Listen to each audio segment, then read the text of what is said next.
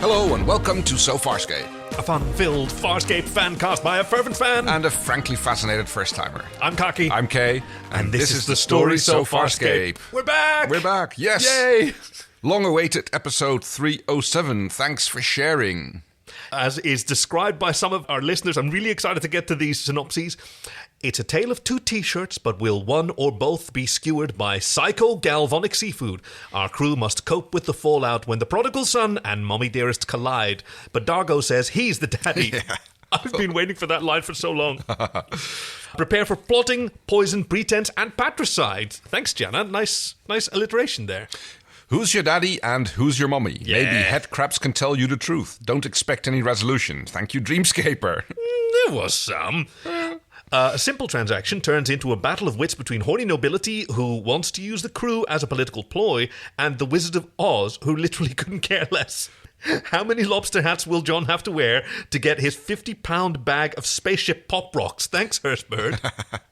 And despite trying not to start any trouble, the crew stumble into some family politics when getting medical supplies. Tensions are high and arguments over what t-shirt to wear and babysitting duties occur.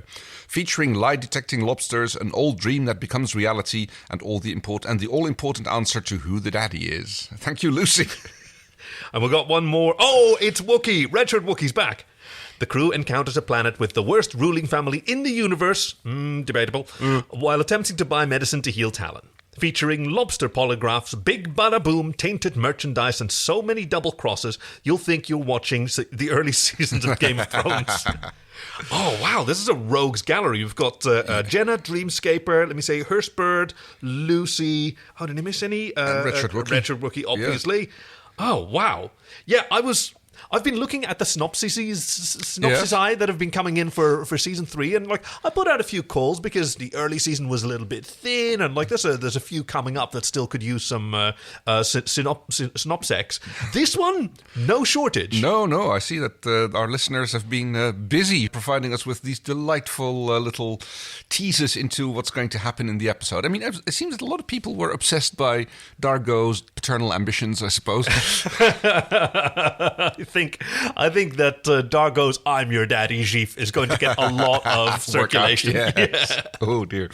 Oh, so we are back on Moya. Have we ever started the episode this quick? Normally we talk about some bullshit about haircuts or I suppose, yeah. Whatever. I'm excited to get back to it. Yeah, exactly. That greatest hiatus really does it, doesn't it? It does, and yes, I mean, ever since we watched John playing rock paper scissors with himself, I've been very excited to find out how this is going to resolve. What other games he plays with himself? Well, it doesn't seem like the type to me. Well, I mean. No. He doesn't like himself very much, obviously. No, he just likes to strut around in butt-hugging leather pants. Right, but he doesn't like himself very much, at least not his other self. Yeah, that's a bit of a struggle. Yes, we follow up from Eat Me, where 3 of the crew were doubled and 2 of them were killed. But one of them, the one that was doubled and not killed, was John, so now there's 2 of them. 2 Johns, yes. We have Jewel. Moya? Yes, oh, yes. Jewel was taking care of Crais, who showed up at towards the end of the last episode as well, with a badly damaged Talyn.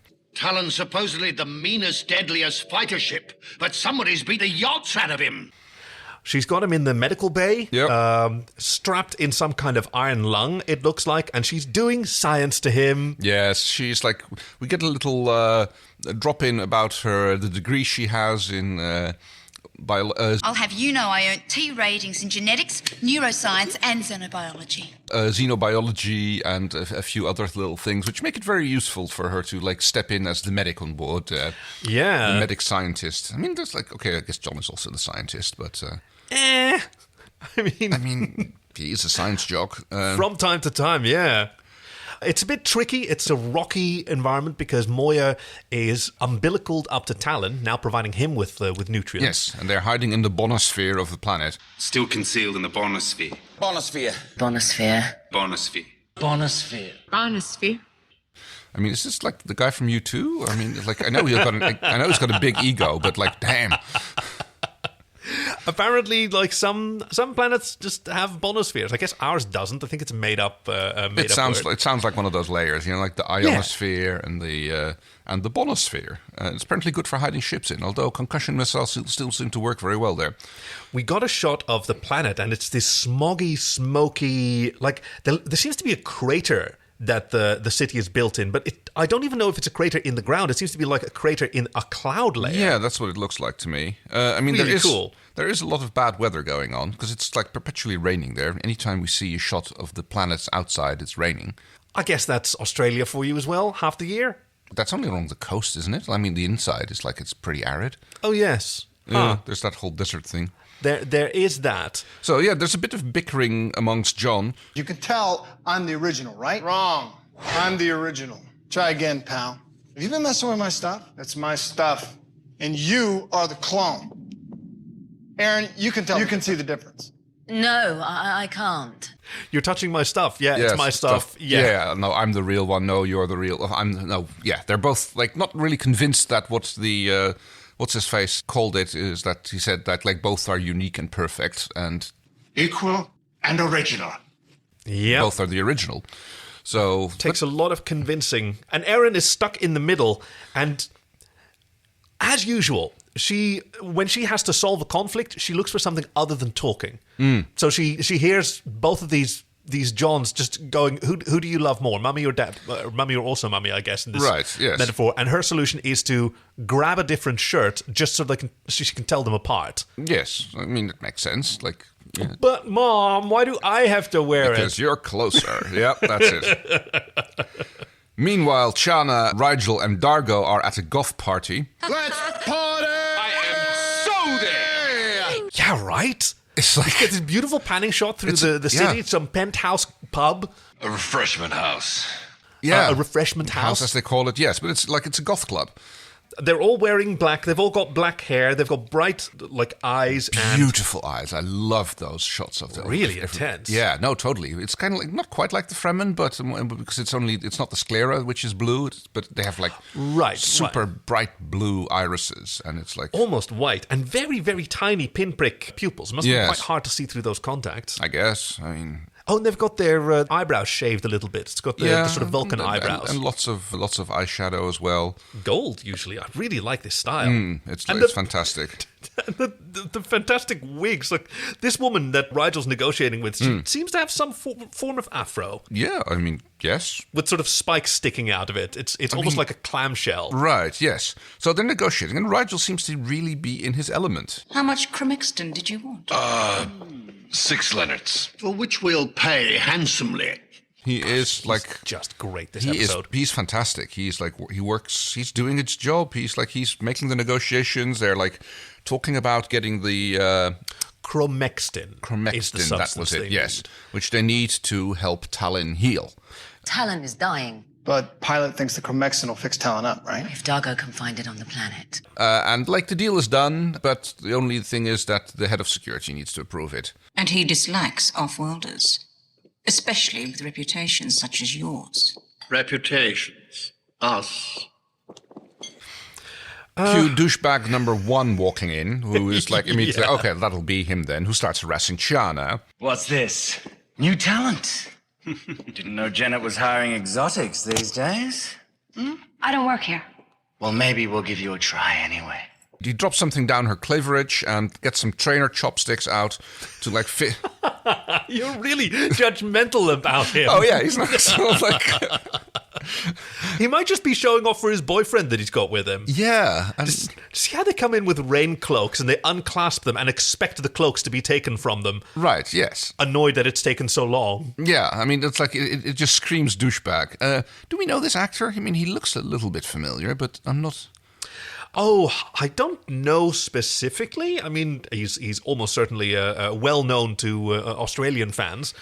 All the guest actors here had pretty pronounced Australian accents. Yes, I noticed that. Goth Space Australia. This gif of him looking over his shoulder and breaking into the smile. Here, check this one. Yes. That's also good. Probably going to get some mileage. Yeah.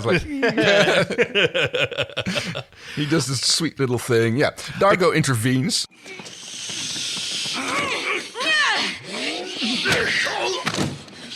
stops them from harassing Chiana, starts beating them off. I love the beer taps, by the way, they have in this refreshment house. Oh, what about them? I don't know. They just kind of look cool. They're the big. They sort of look like the green Guinness pumps or whatever it is. Kryptonite wrapped in chrome. Yeah, but they dispense these blue drinks. Oh, I bet Jewel would love that. Dargo quite easily beats up the dandy guy, the boyfriend, who's harassing Chiana.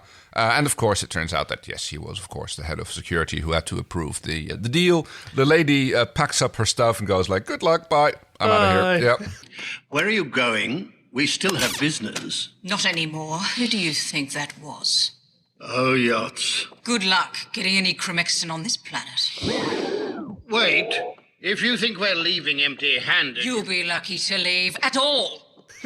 I love her hair. And yes, her hair is fantastic. But yeah, she closes her little briefcase or whatever it is, and goes like, "Yep, bye." And yes, Rigel sighs yachts, and it's like, "Yep, okay." It's going to be one of those. It's going to be one of those days. Yep. It never opens with a successful trade. Like, I think the best we ever saw was seeing Zan coming in with her fantastic plastic shopping bag. Basket. Yeah. Yeah.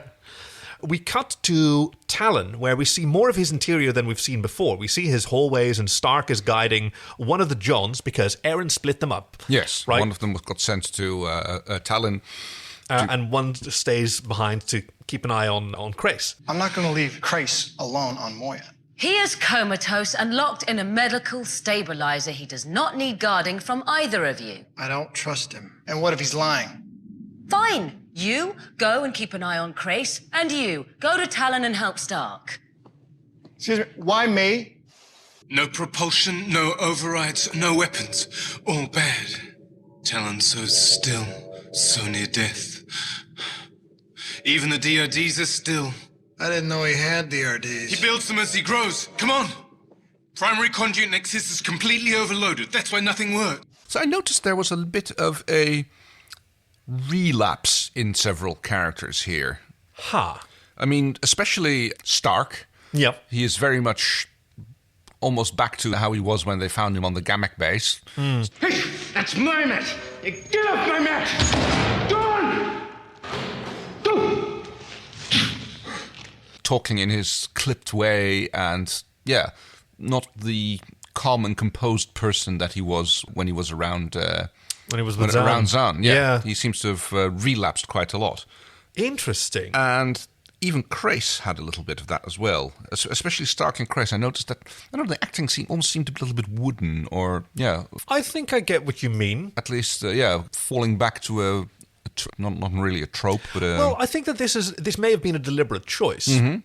Because Crais is being reintroduced. Yeah. And Stark is being re-established outside of the context of Zan. Yeah. And, Paul Goddard is in the opening credits as a series regular. Mm-hmm. So, it's important to set both of these down as distinct characters. Because coming back from a hiatus, remember, it was about 6 months right, or thereabouts. You've got to set them up for new viewers as well, who may not have been, who may not have followed along with that arc that they've had. That makes sense, yeah. So, re-establishing these characters, setting them down big so you know who they are.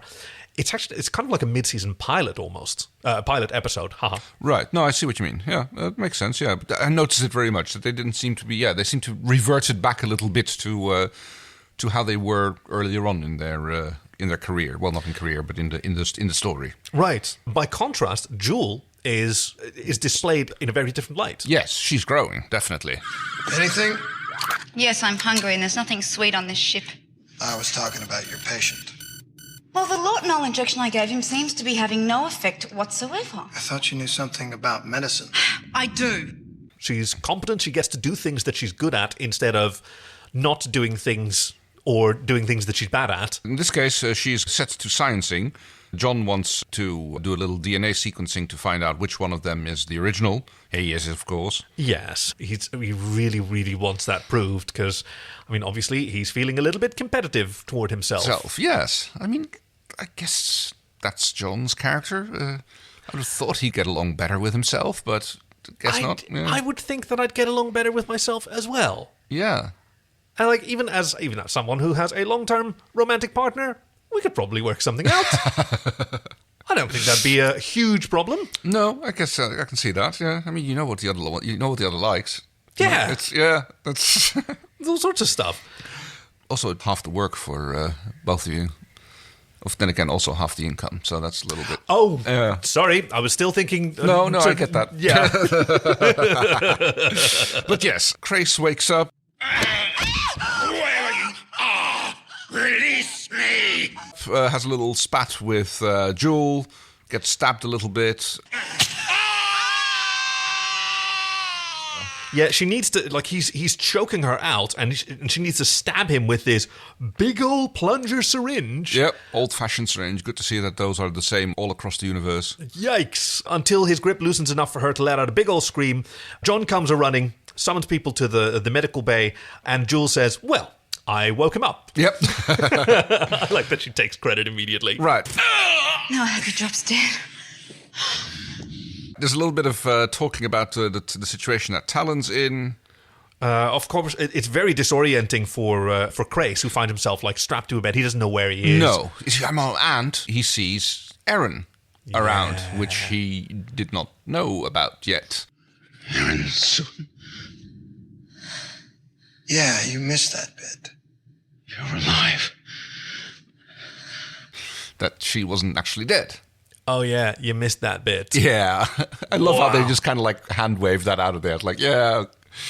Yeah, that was a deliberate choice on Lani Tupu's part to play this understated. Mm-hmm. Because, this episode is not about him. No. His character is certainly important, but he needs to kind of stay out of the way of the major conflicts. Yes. And just provide plot. So I thought that was a very good decision. But yeah, John even says, like, yeah, like, well, can we just like skip this part and like we'll explain it later? I mean, he literally says something along those lines. Let's skip the backstory right now. That's it. That's the line he uses, yeah. Rigel is trying to rescue the situation. He's gone to, like, over the security director's head and straight to the, I guess, king of the planet. Yes, the ruler, who was wearing this, like, Baron Harkonnen-esque breathing apparatus, I suppose. There's your iron lung. There you go. He's in a palace made out of bubble wrap. No, it's just like the big sound dampening bubble things. Oh, well, they're not sound because like they're way too hard. But yeah, it kind of looks like one of those soundproofing rooms. Don't take this from me. Let it be bubble wrap. Okay, bubble wrap. Okay, thank you. Super big bubble wrap. Yes, with a big bay window and rain streaming down the window. That must have been a noisy set. Yeah. The Luxon will be disciplined. I apologize for his behavior. Rigel is apologizing for what happened, although the king is like, according to some eyewitness accounts, you don't have anything to apologize for, which I thought was kind of a nice touch. That was the daughter. That was Sarova. Oh, I thought it was Dad who said that, but yeah. Well, Dad was mostly worried about. He's mostly listening to his kids. So there is Talyn and Sarova, and he's Prelanos. Phlebotomum, something like that. It doesn't matter. He doesn't last very, very long. Well, almost towards the end of the episode. Talyn is accusing them of, like, their reputation precedes them. Yes. Criminals. Something that Rigel tries to downplay. Oh, you don't listen to silly rumors, do you? No, He's but he does so smooth. He does that beautiful earbrow droop. Reputations. Us. Rigel does this diplomacy type thing, and they try to like, we really need that stuff. Yes, because chromextin, to their knowledge, has no medical applications. No. But it can be used to power weapons. That's useful stuff. You'd think so, yes. I guess it's maybe like, what's it called? What TNT's got in it? Oh, ooh. That's also a heart medicine. Oh, no, that's dynamite. Oh, that's yes. Nitroglycerin. Nitroglycerin, that's the one. That's dynamite! Dynamite! The son is kind of like the hardliner, who is like, no, we can't have any of this, whereas the daughter is a little bit more lenient towards them, and I guess his rulership is also, he seems to be a reasonable man. Yes, reportedly he helped unify this planet. Yes. And so that they're also worried that maybe these aliens are working for one of the, like, formerly ruling council members, or like there's some political stuff that I didn't quite follow. No, there's they're thinking that they're here to make trouble. It's interesting that they're not actually wanting to tell them what the chromexium is for. Yes, because their ships are hiding in the upper bonosphere, and they know that there's something hiding there, that they're concealing their ships, but they don't know what. Like, is it a warship? Yeah. Well, and there's also something not a warship. There's also something in geostationary orbit. Probes detect an unidentified mass in geosynchronous orbit. Oh, I hadn't caught that. Yes, that's what they say, and I suppose that's the retrieval squad. Yes, because that's what Crais tells John and Aeryn, and John is mistrustful, so Crais asks pilots to display. Apparently, in the medical bay, they've got this nice hologram. Yeah, this must be new. It doesn't even have to. They don't even have to use the clamshell. I was noticing that it's just a free-floating hologram, but it does look to be sort of like a screen. I mean, we saw this before. Like, it was used to display body stats on. There was a body scan like used. Didn't that have a what's it called? Like a mount beneath it, some kind of projector? Maybe, yeah. But it's not the first time we've seen like holographic projections in the med bay. True. But yes, it's like a stylized depiction of the conflict that Talyn ended up in. Apparently 3 prowlers were attacking him. With hit-and-run tactics that he called strike and retreat because it's in space. All of which was a distraction. Yep. To have the other ship of the... A much larger vigilante class... a Pantac class vigilante. Pantac derb, Pantac derb, Pantac derb. Pantac class vigilante with on board a... What kind Immobilizer pulse, yes. Which fired upon Talyn just enough to damage him, but he managed to starburst out of reach, thereby depleting the last of his resources and leaving him in shambles. And that's how we found him in Eat Me. So, like, a lot of this has been...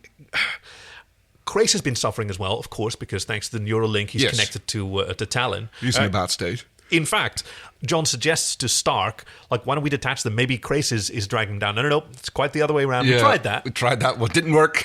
No, it was... like the suggestion that Crais' autonomous functions are stabilizing Talyn, yes. Wow, that's quite a responsibility. It is, but I mean, I guess that's what you get with the Hand of God. The Hand of Friendship. The Hand of God was a football player. So Rigel has been disappointed because the final decision of the ruler was that they had to leave within an hour. He just didn't trust it enough. And Rigel returns to the transport pod where he doesn't find Chiana and Dargo. No, they're back at the refreshment house. We're trying to find another source. Perhaps you don't realize, but we've been given 1 hour to leave. With or without you, I'm returning to Moya. You aren't going anywhere. What? What have you done with the pod? Well... nothing you can fix. Apparently doing a job. So, like, at first I thought, okay, well, it's actually kind of fair that they just go back to the pub and, let's get sloshed then. But no, they're actually trying to, like, procure more of the stuff. Yeah, if the regular channels don't work, let's see what else we can do. This is apparently, like, another one of those planets with only 1 bar. Yes, which also happens to be owned by the princess. Oh, yes, turns out. Yeah. Gosh. Lots of coincidences there. Right. Not a lot of success. Yes, Rigel is like pissed off that they won't let him leave, but apparently Dargo has done something to the transport that Rigel can't fix. Look at us go, by the way. Yeah. Like, I'm really impressed with us. Obviously, I'm jinxing it, and now we're going to sort of collapse into an endless spiral. But we've been talking about the episode, and scene by scene, we're doing really well. I mean, it's like the episode really lends itself for it, I suppose. Right. It's like, lots of things happen. It's well cut together. The progression is really logical. Like, the plots are really well established, and I really like the visual energy as well. Yes, it's very... It's a new director, Ian Barry, and Barry's going to come back again. But this was his first on Farscape, and you can see like all these Dutch angles and a lot of really interesting camera moves, much tighter. Right, there are moments where the camera sort of sweeps around an object while someone's walking through a doorway, and so much closer, so it moves a lot more urgently. Okay, yeah, I hadn't noticed, but it's you're more in tune to that sort of thing. I imagine it was particularly difficult filming Lani Tupu, who's lying on his back most of the time. Yes, he's kind of like being held in place by some sort of chest device, which is, I guess, to immobilize the patient. Yeah. Which they're using to keep him captive, I suppose. But he gives Aeryn a data chip or something. Did you recognize it? No. Well, at the end of season 2, just before or just after Aeryn's funeral, there was that moment in the finale where he was holding this very chip and talking to Talyn that I think it could have made her the happiest soul among us. Right, yes. Now you remember? Yes, I remember that. I didn't recall him holding that device at that point, but yes. So he hands her the memory chip, which contains a recording. Yes. I guess this is like a normal thing that like security footage of the dormitories of young peacekeepers is being recorded and amended to their file whenever it contains something relevant. Yeah, I guess. It seems weird a little, but... So it was on her file, on Aeryn's file and her mother's file, yes, because this is what we learn here is that her mother visited her when she was asleep and told her that like she was not a baby that was ordered, but she was in fact a love child. Yeah. Yes. Wake up, Aeryn. Don't be afraid. My name is Zalak-Sun. I'm your mother. But you mustn't reveal to anyone that I was here, do you understand? I came to tell you something. Aeryn, your life was not an accident. And it wasn't an assigned birthing to fill the ranks. Talyn, that's your father's name. He and I chose to have you. You were conceived in love. Our love. I wanted you to know this. It makes you special. We wanted you. And we love you. Go back to sleep now.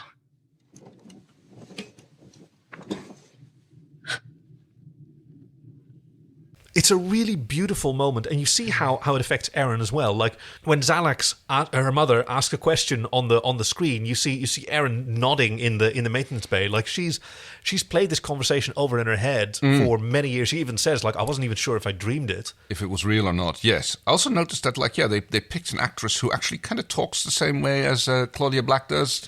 Impressive, isn't it? I noticed that there was definitely they picked someone that could have definitely had a familial relationship. And that's Linda Cropper, and she's previously been on Farscape. You wouldn't recognize her. She was a Placavian, one of the Placavoids with the sort of melty faces. Right, yes.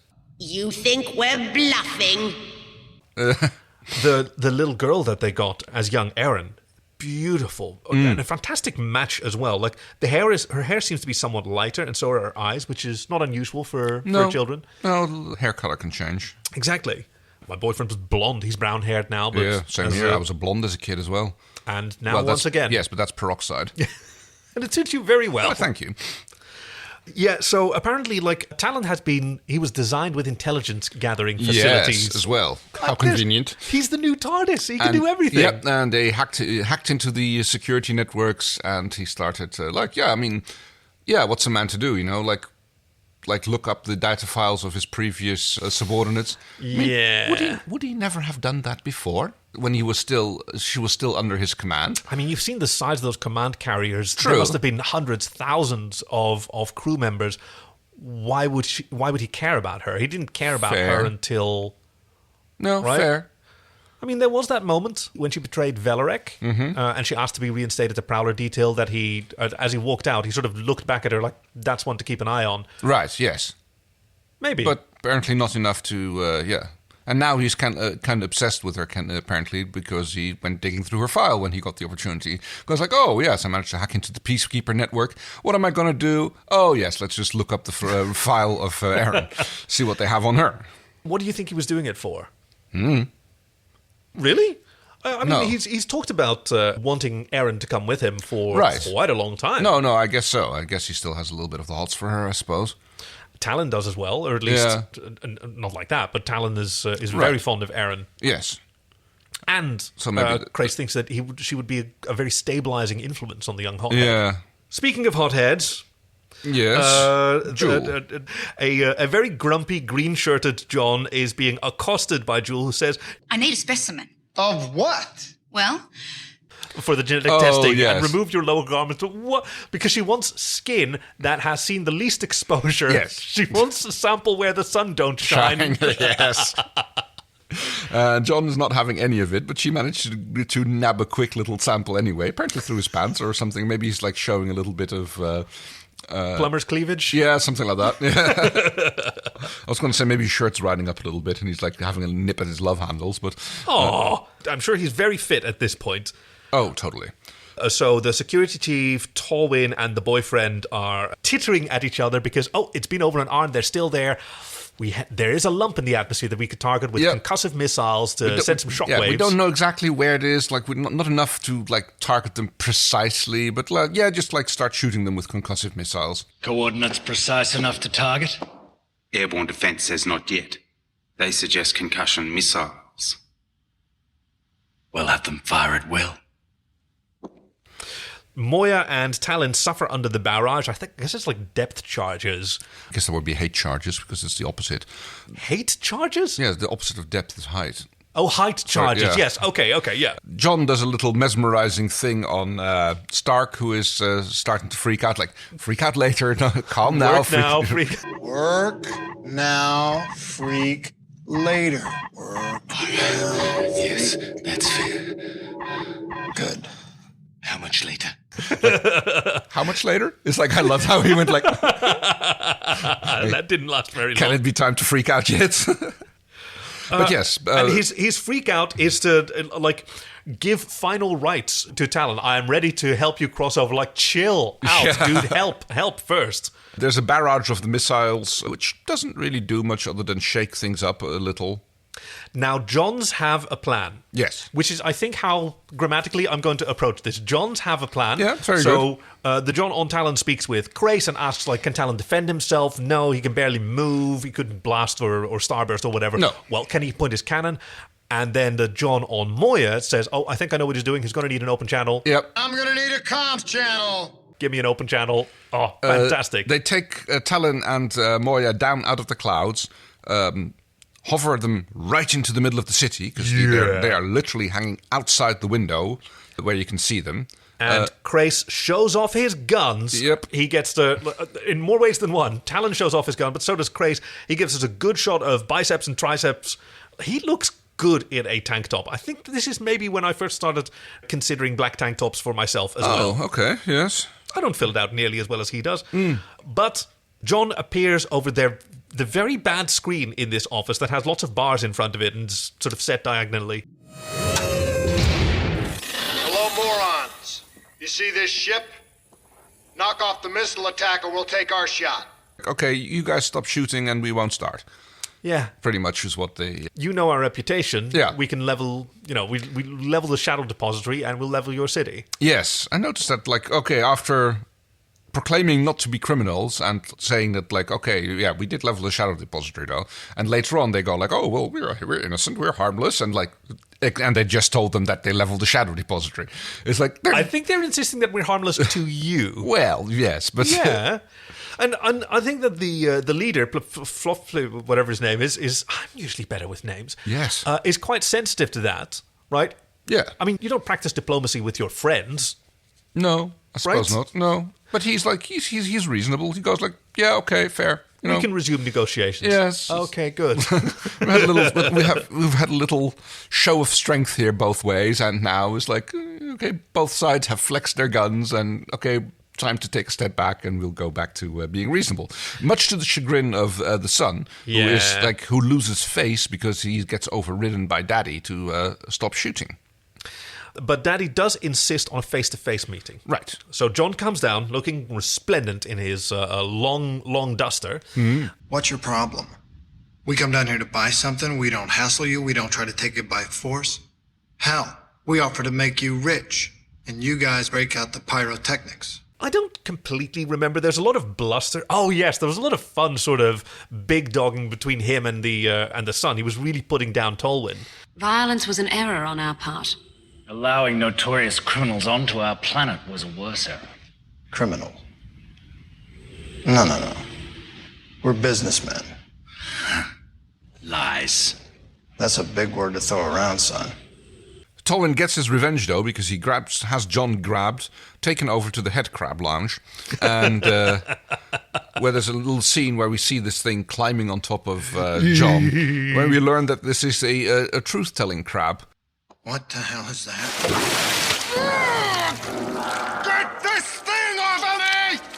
Damn, you people got a funky sense of humor. Get this lobster off my head! It won't hurt you unless you lie to us. It's a stranet. Yeah, the creature department.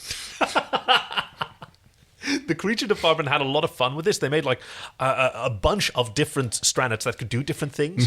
But apparently, like the one that we see the most is like it's just a molded lump of plastic with some fishing wire on it. Because a little bit of jiggling and doing, exactly. Like they found that once it was created, it's actually such a repellent creature. You only need to see it wiggle a little bit, and you just want to you want to be away from it. You don't mind that it's leaving the frame. Yeah, it's got this like blue glowy claw which kind of hovers over John's face, and apparently it can tell the truth. It detect brain waves and detect cognitive dissonance. Yeah, there you go. If they and he's like basically he's questioned. It's like, okay, are you planning on disrupting things? Are you working for any of the subordinates? Easy to answer. Like, no. And he answers truthfully. He's like, yeah, no, we're just here. We just need the stuff to... he doesn't tell them what this... Again, he doesn't tell them what they need it for. No. Only that it is of no harm. Like, we're not going to... We're not going to do anything to the planet with this. It's like, we're just going to get it, and then we're going to leave, and we're going to leave you to your own wet, rainy self. Because he doesn't want to say, oh yeah, we're going to use it to heal our baby warship that's wanted by the peacekeepers. Right, that we just used to threaten you and it can't, like, shoot. So, that's also currently harmless unless you give us this medicine. Right. Aeryn's on Talyn, trying to help or coordinate. I'm not exactly sure what she's doing, but Crais comes aboard. He's back in his leathers as well. He's got his long frock on, his gloves, his indoor gloves. I like that. And he asks Aeryn to join them again, and he makes a very compelling case. Yes, because like her mother is now chasing Talyn. Yes, because that's the target of the retrieval squad. They want Talyn back. Aeryn has concluded that, yes, it is a retrieval squad because of the weapons configuration. So apparently they have these things that they used to go get... I guess... Oh, God, what's the name? Leviathans. Leviathans, thank you. Yeah, I mean, how do you normally... I guess it's sort of like corralling a horse. It makes sense, yeah. Right? First, you trap them. Yeah, and then you put a collar on them. Yeah. Your mother's involved now. She'll take him alive, if possible. But I know Talyn. He'll fight to the death. His or your mother's. And you expect me to fight on Talyn's side? I hope your presence will provide another solution. She loved you. And if that part of her still lives, only you can find it. She's an officer, part of the elite. She is nothing. A thug. A mindless assassin, as you and I once were. But you can give her a chance to be something more than that. Aeryn, on the other hand, is still like, no, not really going along with it. Strategically, it makes sense, though. Like, she does have a strong affinity for Talyn. And the case that Crais makes is that if worst comes to worst, her mother will want to take Talyn in alive, right? It's a retrieval, not an assassination. Yes. But Talyn will fight to the death. Yeah, he will not be taken. Yeah. And so Aeryn correctly asks, okay, so what do you want? You assume that I'm going to fight on your side. Yeah. And Crais once again shows his growth. He says, no, I hope your presence will provide another option. It'll mellow out Talyn a little bit. Mellow out Talyn, like, whatever. You being here will allow potentially something other than these two definite probabilities to happen. Yep. I really kind of like that. Like, that's really deep strategic thinking. I mean, yes, he was a military commander. He did rise up to that Finally rank. Showing that. Yeah, now he's starting to show his strength when he's not just like mindlessly trying to catch John, because like he's over that. John, who is back in the speakeasy with That's Dargo what it is. It's a little speakeasy. Yeah. That's the vibe they've got. I still think it's a goth nightclub, but, it can be both. True. Where he's actually has to be shown by Chana how the telephone works. Phone. Oh, hey. How you doing? It's like, oh, it's a telephone. It's like... yeah, because Dargo and she have struck out in their attempts to get any chromextin, which is because it's a rare substance, right? They're now waiting for the ruler to get the required they only have a limited amount for nearby, and the rest has to be gotten from elsewhere, and they're starting to figure out that they're being strung along. Well, that's what John thinks, but Dargo says it's quite possible. We haven't found anyone who has that kind of concentration. Yeah. It may indeed be tricky to do. True. And that's indeed when the waitress drops off this oblate, like, cylinder, this sort of black it kind of looks banana. like a vase, and then you kind of have to twist it. And he says, "Is this a proposition?" Yeah. But no, twist it, and then it becomes like angled, and then it's a telephone. And we have her ladyship, the princess, on the phone, who tells him that she wants to meet in person in the alleyway behind the speakeasy. Shall we go inside? It's closed. The door is locked. I own this refreshment house. In that case, you can buy me a drink. Where she opens the door to the speakeasy again. Apparently this is much later. Which has now been, like, emptied out, yeah? Yeah, okay, so some time has passed there. She proclaims that she owns the place. They go inside, and this is where things get a little bit confusing. Tell me what confused you. So what we see is, while they're sitting at the bar and they're talking about the plans and the chromexin, we see this kind of like lobster claw putting a red hand. Yeah, putting a red blob through the grating, drops on the ground, and it starts quite cutely, actually, crawling around. I don't know how they did this. Because, like, I don't see any wires. It's actually quite good at sort of... flubber along the floor. Oh, maybe it's another one of those, what's it called, cat in a bag. Oh, doesn't seem to move very feline-ishly, but... no, that's just what do you remember whenever they've got, like, Rigel in a burlap sack? I'm unloved, unwanted, unpopular. Unconscious. Oh, yes. It's just this armature that's intended to just wobble and stick out. Maybe, yeah. Briefly thereafter, it also drops a blue blob.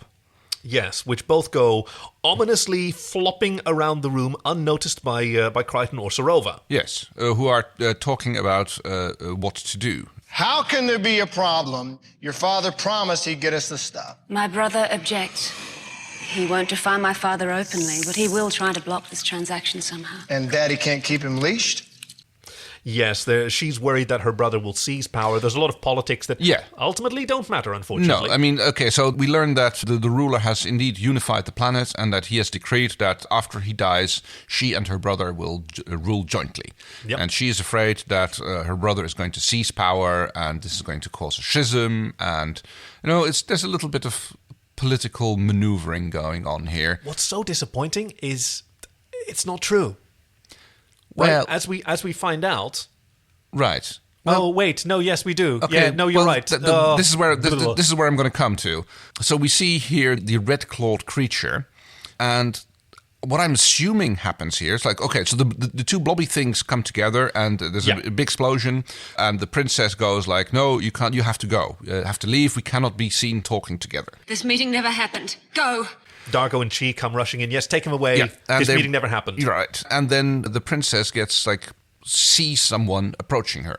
And I assume this is the point where this alien, this red-clawed alien, takes over. I mean, I assume he kills the princess and takes over her body. That is almost definitely, certainly what happened. Like, we're not shown it. She even says, as she's looking up, "Oh, have you come to finish me off, my brother?" Right. Which... not her brother. However, it does turn out to be a creature capable of transforming into somebody else. So maybe it transformed itself into her brother just before killing her. Oh, that makes sense. Or maybe she's just confused. But yes, I think that the red creature kills her here, and from now on, it's that... Right, yes, because we notice a dramatic change in her behavior as well, in retrospect. Yeah. This is a really well-written episode. So, John gets rushed back to Moya, where Jewel gets to treat him. Salvato, he's bleeding! You have a keen grasp of the obvious. Help him! Help him! Other John mentions that at least now we can tell each other apart. Jumps in for a blood transfusion. A major artery's been cut. He's lost a lot of blood.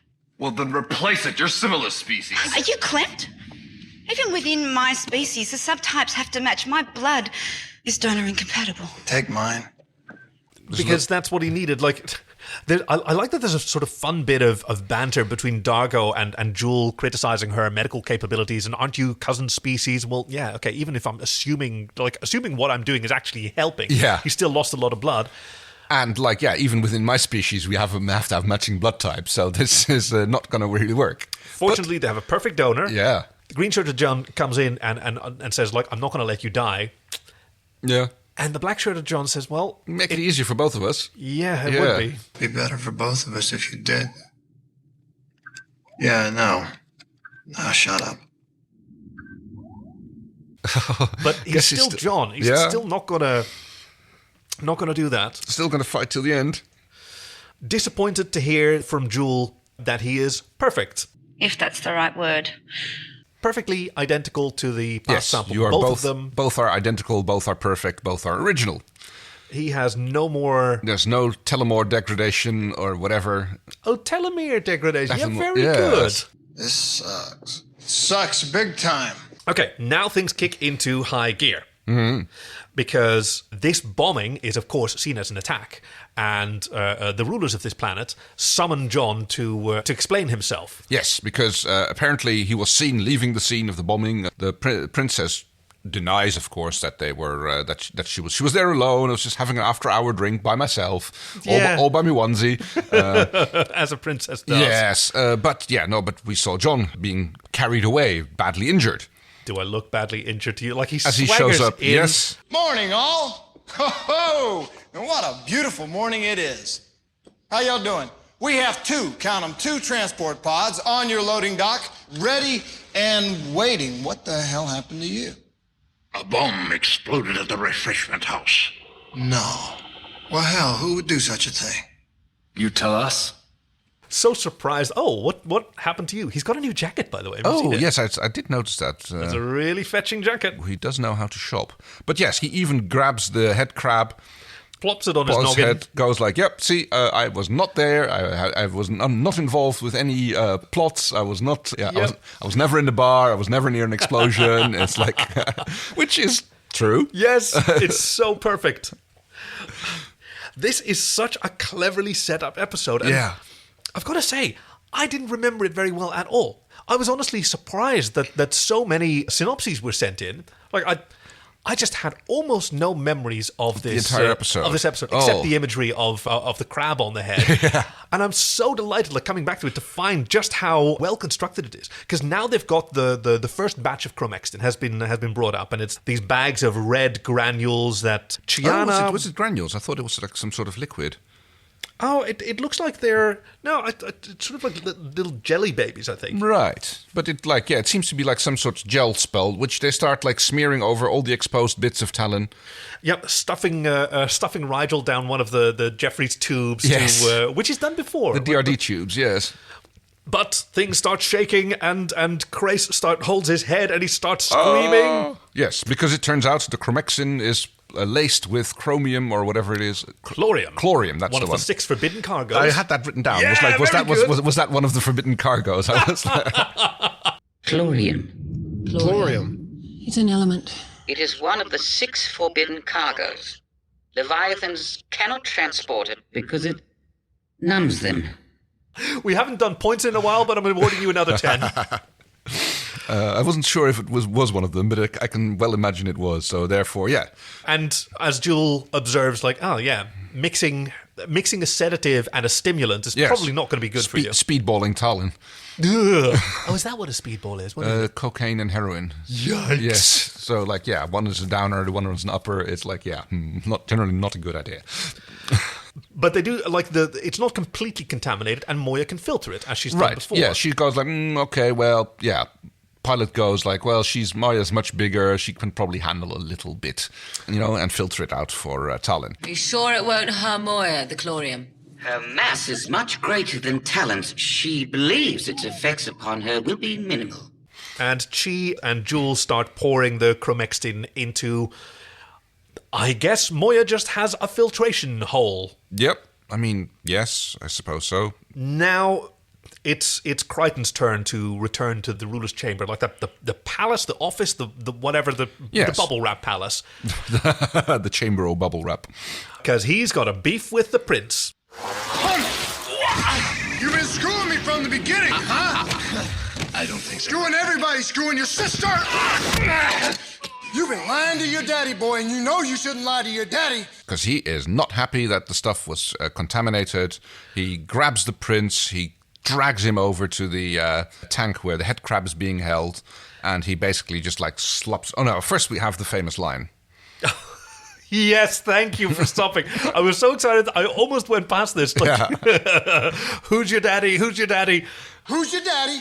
Come on, you know who your daddy is. Who's your daddy? Dargo, tell him who his daddy is. Dargo, tell him who his daddy is. It's like, I'm your daddy. That's right.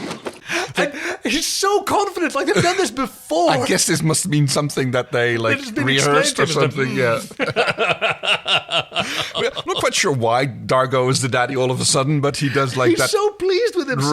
Right. Anthony Simcoe must have been like, you can just see the smugness radiating off him. I mean, I'm kind of surprised that his rulership is just like letting this happen. It's like he's not like calling in security or anything. He's like, yes. He seems to be perfectly okay with John like hauling his son around and like slapping the head crab on him and then questioning him.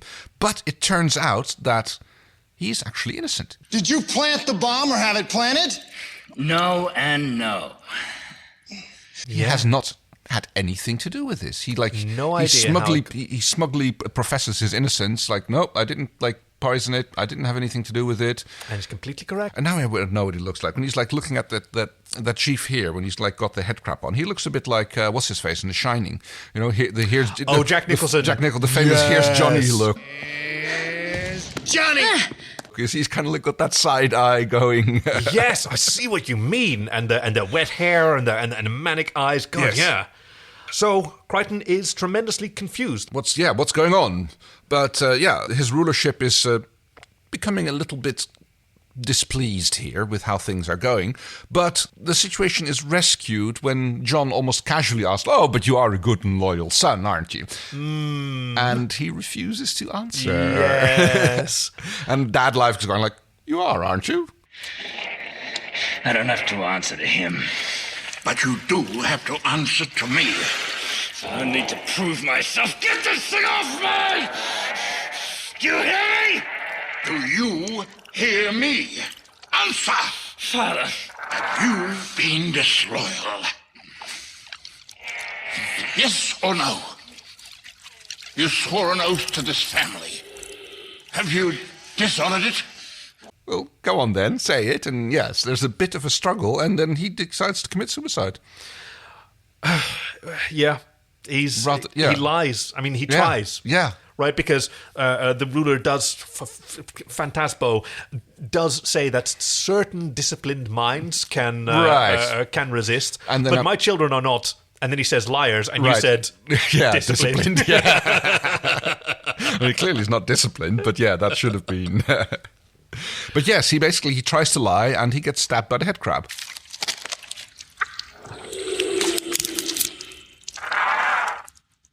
Yes, he gets the blue claw stabbed through his brain. Jeepers. Yeah, I think it goes in through the eye or something. But yeah, so and exits son, leaving his rulership rather distraught. Get out of here.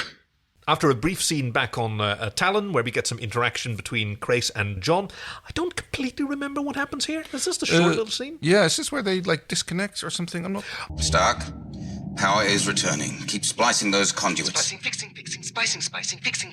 Oh, yes. They've detected this other ship in orbit as well. Yes. They're pretty sure that the retrieval squad is here, and as soon as Talyn is able to, they're going to have to separate the starburst. Right, yes. They're like... I mean, the situation is like... getting very difficult. Very dicey. Yeah, there's like we probably don't want to stay here. We're probably not going to get any more of the Chromexim either. Oh yeah, because they only had 2 out of the 6 units that they required, but it might just be enough to recover Talyn sufficiently that he can starburst. Things on the planet are not going much better. We do have a lovely little sheaf of the Stranet, which is lying on the ground and sort of like trying to flick the blood off of its claw. Yes. It's kind of like annoyed or bored, like tapping their fingers, like, give me another one. It's tasty. But it is, in fact, the ruler and his daughter, who is now in a wheelchair, who is...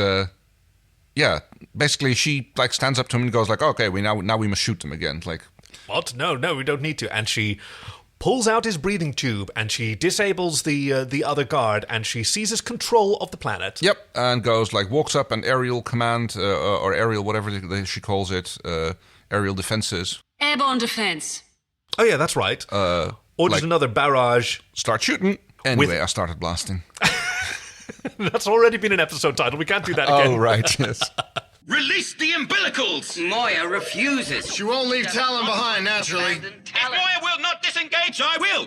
Talyn, listen to me! You must ascend! He's right, Talyn. Let Moya get to safety. Do not resist me!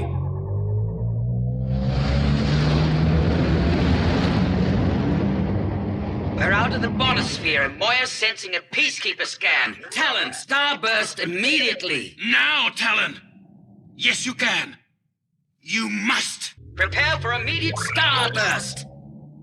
And in the blink of an eye, our heroes are separated. Yes. Whoever was on Talyn is on Talyn. Whoever's on Moya is on Moya. They have to go their separate ways because Talyn has a great big bullseye painted on him and a retrieval squad chasing after him. They disconnect. They manage to break Atmo, and Talyn manages to starburst away. Moya waits until Talyn is safely gone, and then starbursts as well.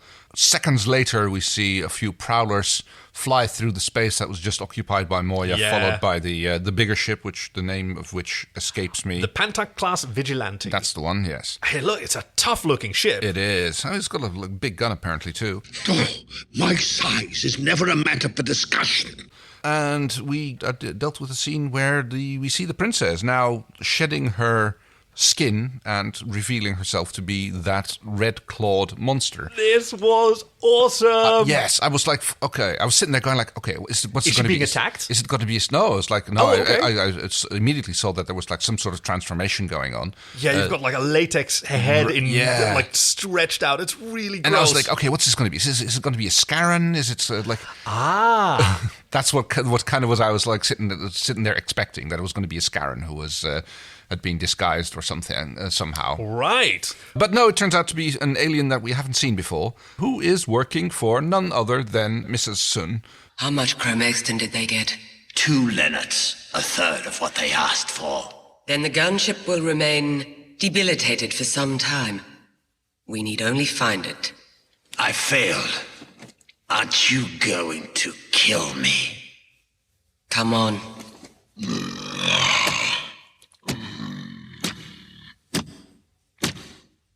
Yes. Who apparently has been like meddling in the affairs here. This was apparently like the retrieval squad strategy. They've been involved this whole time, impersonating the princess in order to poison Talyn as a means of retrieval, which our heroes never know about. No. This is such a cool introduction. Lays a nice little bombshell to be revealed later on in further episodes. Oh, definitely. But also for us, like the realization, holy shit, Zalak Sun is a force to be reckoned with. Like, she is cleverer than our heroes. I really like this design. This alien was not particularly memorable to me, and I read in the Creatures of Farscape book that Dave Elsey was a little bit disappointed in how it came out, particularly how it was shot, because he says like these creatures, we built them, they were 7 feet tall, and you can't really tell that from on screen. No, still also wearing stylish red shoes, I noticed. Yeah, I guess. I see what you mean now. Are those Lani Tupu's red pumps from? They're so thin and lean, though. I think a lot of this is like there's some costume, there's some latex, and then there's a lot of body paint on the legs. That one, yeah. Yes, I was noticing that. that is a well sculpted set of glutes. Model. Yes. But yeah, as he described it, when you go to the trouble of making something extraordinary and then it looks ordinary on screen, you haven't done right. Yeah, that's such a shame. Such a perfectionist, that Dave Elsey. Yeah. Moya John is pissed off that other John is on Talyn with Aeryn. Suddenly very difficult about that. Like, like she's mine. Frustrated and manic. He took Winona. Oh, well, at least he left you this lovely jacket. I was wearing that. Oh, come on. Crack a smile, will you? At least he's out of your nose. Hair? Yes, what I meant. At least he's out of your nose hair. My notebook. He took my notebook and my pen. The son of a bitch set me up. He set it up so that he is on Talyn with Aeryn. Now, wouldn't you have done exactly the same thing? No, I would not. Yes. Maybe. I don't know. I just hope he's having a good time. No, forget that. I hope he's having a terrible time. It's a different John than we've seen before. Yeah. I think the last time we've seen him like this was, in the throes of Harvey penetrating his mind toward the end of season 2. Also taking it out on the chessboard, I noticed back then. Oh, yes. Yeah. Yes, that's right. That chessboard got knocked over a bunch of times today. This episode, yep. It's just... I was mostly noticing that he was trying to get the cap back on his Iasa water bottle, and then he gets frustrated with that. I'm like, hey, that's a precious thing. Oh, yeah. It's like one of the few Earth things you still have. Dargo is kind of like trying to talk to him a little bit and calm him down. He's doing the bestie thing where he's correcting all the insane things that John says. Coming out with, yep. Well, I hope he has a good time. No, I hope he has a terrible time. I don't know what he does. As long as he's taking care of Aeryn. Oh, sure, he's taking care of her. Not like that. Yeah. And Dargo says, oh, he's definitely taking care of her. Yeah. Don't go there. So, yes, on Talyn, where everybody else is, Rigel included. They have to discuss their new sleeping arrangements because they can't make any contact. And Rigel is very upset. Well, then feed me and quarter me. Well, the passenger facilities haven't grown yet. Yeah, I guess we're waiting for puberty before his other passenger chamber drops. Oh, wow. Very proud of myself for that one. So, yes. And he's going to have to bunk with Stark. Yes, and Stark is immediately back to his your side, my side, your side. Unacceptable. There'll be my side and your side, my side, your side. Don't start. Well, this is going to be fun. Yes, John and Aeryn seem to have less problem with also probably having to share a bunk. Aeryn keeps it business in this case, right? Yes. She's really focused on, we have a retrieval squad on our ass. And tells John that it is being led by her mother. Your mother. Right. She's out here, chasing Talyn. Yeah. How do you know that? Crais told me. Crais. Look, there are zillions of peacekeepers. Why would your mother be assigned? You really think it's a coincidence? No. I have to assume that they are aware of my relationship with Talyn, and that they are hoping that my mother's presence will divide my loyalties. But I will not let them get Talyn back, even if it means I have to kill her. And I kind of almost expected it to be continued at this point, but I guess it right. It's, I mean, the story is clearly continuing, but it's like, I guess this particular story arc is not like closely linked enough to actually warrant to be continued. It's just I guess we'll find out what happens. Yeah. Well, we're definitely going to find out what happens. Actually, we haven't done points in a while. Oh. Now is the time. We're bringing them back. The Farscape Fun Bucks are back. Okay. Oh. What are your predictions? What's going to happen? Okay. Yeah, right. So we have on one side Moya with Pilot, Dargo, and John. And Jewel. And Jewel. Shiana. Is Shiana also still on Moya? Yeah, she's not. She's not on Talyn, I don't Wasn't think. She? I mean, she was like that's the last time we saw her for sure. Last time we saw her was with Jewel pouring the Corexin into Moya's funnel. That was on Moya. Yeah. Yeah. You're spilling it. You want to pour? So yes, they are on Moya, and we have Stark, Rigel, Crais, and Aeryn and other John on Talyn. Okay, so apparently Moya couldn't quite follow Talyn. I mean, Talyn did a starburst, and I'd still like to know how this works, how these ships... right? Sometimes they can find each other, sometimes they can't. Yeah, and how this, like, you'd think that they'd be able to follow each other, like they travel in pods or whatever it's called when you have a bunch of Leviathans. You'd think that they'd be able to, like, travel together and, like, go to the same destination. They're now protecting each other. They're in more danger when they're together. Well, I would think so. That Talyn has recovered a little bit, but not enough. And like doing an immediate starburst again so shortly after having been drained to the point of the situation where he was from exactly that. Sounds like Talyn wants to protect Moya. Right. Oh, and that's why he's staying away from her. That makes sense, yeah. Yeah, Crais also mentioned that, so we can't have any connection with, like, any contact. We're protecting them until this is dealt with. So we're having those two ships. So, okay, I don't think there's going to be a prolonged separation, because that's like splitting the party in D&D, which, traditionally not a frowned upon. Yeah, especially by the DM, who's like, oh god, now I have to like keep two scenarios apart, and that's like it rarely works out well. All right, so. Okay, so I think there's going to be like about half an episode before they manage to meet up again. There's going to be a little bit of back and forth thing of things that are happening, but I do think that they are going to show up again. Like I'll put $100 on that. That like there's going to be a joining before the end of the next episode, a reunion. All right, excellent. Yeah. That's a good bet. Yeah. So, damn, yeah. Whew. What an episode! Right? This was a good episode. It's been a while. I don't understand why it didn't stick in my mind. It's so well written. The pace is just delightful. Everybody's got lots of things to do. There's lots of wonderful character combinations. It's a really, really good episode. Yeah, I like to see that. Jewel is starting to finally get a significant part, basically, rather than stand around and shout at things occasionally. Yes, it's nice to see that her haughtiness is earned with genuine academic capacity. Right, yeah, she apparently does have useful talents. 2 of them. And some T ratings. Right, and a big red hairdo. Yes, when she's stressed. Oh, I haven't been paying attention to her hair that much. She's got mood hair, yeah. Mood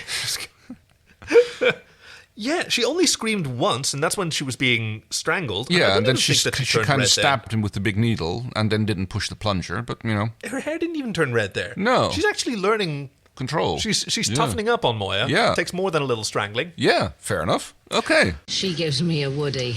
She gives you the willies. Willies and Woodies. Oh, yes. Oh, Willies and Woodies. Oh, why do I always forget to write those down while I'm in the episode? Oh, I'm sure something will come to you. Right. I mean, I guess my Willy goes to the guy liner on the Prince. It's like, damn, man. Like, I love his smoldering, smoky eyes. That's definitely. Wait, that's you. And then you. Did I say Willy? Oh, I meant your Woody. My Woody. Okay. Sorry, now sorry. I get it. Yeah, sorry. No, I misspoke. Yes, my Woody definitely goes to the smoldering eyes of the. Yes, he's got that like 1980s Wall Street coke fiend. Yes, who isn't on the downslope of his career yet. No, fair enough. Yeah, right. But and then I suppose I can give him my Willy as well. Then it's like his sleazy behavior. What's this? New talent. Didn't know Janet was hiring exotics these days. In general, towards, especially towards Chiana in the beginning. But I like how she even says, "Hey, I really tried. It wasn't me this time, right? I didn't do anything this time." She is totally true. I tried not to start any trouble. Well, you're not in any trouble. Well, you are. Dropping sashimi between her boobs. Yeah, that's just such a sleazebag. But yes, he does get his comeuppance. Oh, yeah. Yeah, I think that's probably going to be my Willy, like the claw getting jabbed through the brain. I don't even think it's the eye. I think it's like straight through the skull. That's a bad way to go. Yeah. And your Woody? Well, okay, so I was sitting here John's thinking... jacket? It's tough. It's tough. John's jacket was a candidate, but it was quickly overruled by Lani Tupu's biceps. Oh. That was a good look. And now think of it...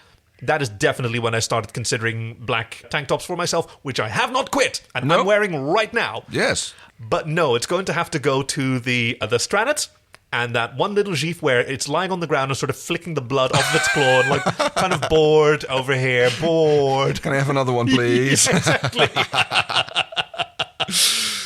Wow, yeah. And that's the story so far, Farscape. Join us next time, I should say, with episode 308, Green-Eyed Monster, in which feelings run high when Talyn is trapped deep in a moon-sized alien's gullet. Ooh. Oh, dear. What's going to happen? You can find us at Farscape on Facebook and Twitter. You can submit your own synopses, and I do need a few of those for upcoming episodes at sofarscape.com/submit.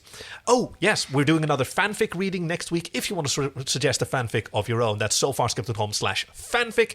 And if you want to support our goofy adventures, you can sign up for our Patreon at sofarscape.com/support. We've actually gotten a few more supporters that we haven't shouted out yet. So let me grab that list. We used to do that and we kind of forgot for a little bit, just on points. Well, it's sort of like the mid-season pilot revival. Is that how you say it? I guess. All right, so we've had a bunch of supporters, and I actually kind of don't remember which ones were the last ones that we gave a shout-out to. Ooh. So, let's just start at the beginning. How about, here comes all of them. Thank you so much to Dirt, Wookie, Crimson, Togs, Lee, of course. Oh, yes, and Lee... We haven't mentioned this in a while.